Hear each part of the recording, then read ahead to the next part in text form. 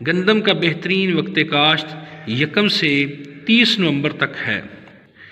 गंदम के अच्छे उगाव के लिए 20 से 25 दर्जा हरारत की ज़रूरत होती है, जो इन दिनों 1 नवंबर से 30 नवंबर तक आसानी से मुयस्सर होता है। एक तहकीक के मुताबिक 30 नवंबर के बाद काश्त की गई फसल की पैदावार रोज़ाना की बुनियाद पर कम होना शुरू हो जाती है। पछेती काश्त में मौसम सर्द होने की वजह से बीज कम उगता है, बुनियादी शाखें कम बनती हैं और शगुफ़े भी कम बनते हैं और सिट्टे छोटे रह जाते हैं।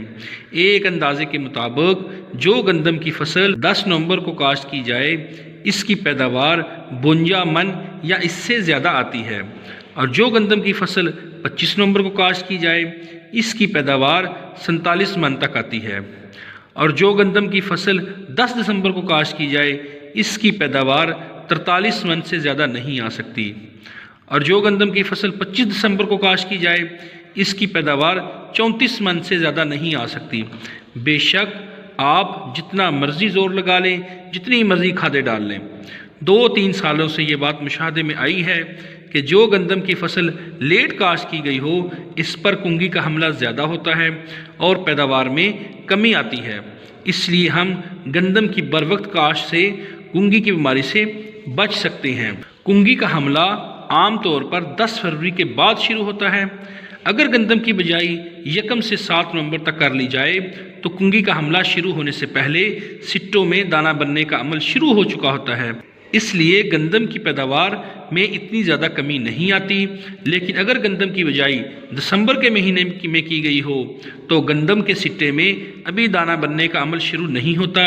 इसलिए गंदम पर कुंगी के हमले की सूरत में दाना पिचक जाता है और इसका साइज़ छोटा रह जाता है और पैदावार भी बुरी तरह मुतासर होती है। काश्तकार भाइयों, अगर नागज़ीर वजूहात की बिना पर गंदम की फसल को लेट करना पड़ जाए, तो चंद बातों पर अमल करके हम बेहतर पैदावार हासिल कर सकते हैं।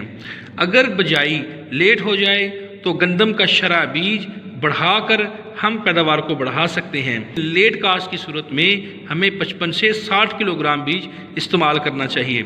इसी तरह अगर हम बिजाई के वक़्त DAP के साथ 1 बोरी SOP पोटाश और 1 बोरी यूरिया इस्तेमाल कर लें, तो इससे भी उगाव बेहतर होगा और पैदावार में खौतरखा इजाफा होगा।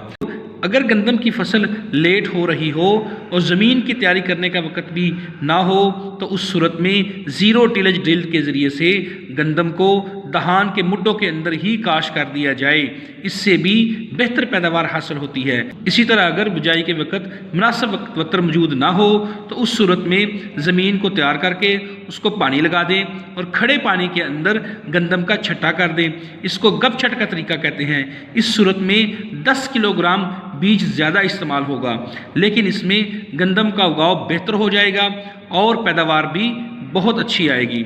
इन तमाम बातों पर अमल करके हम अपनी गंदम की बेहतर पैदावार हासिल कर सकते हैं।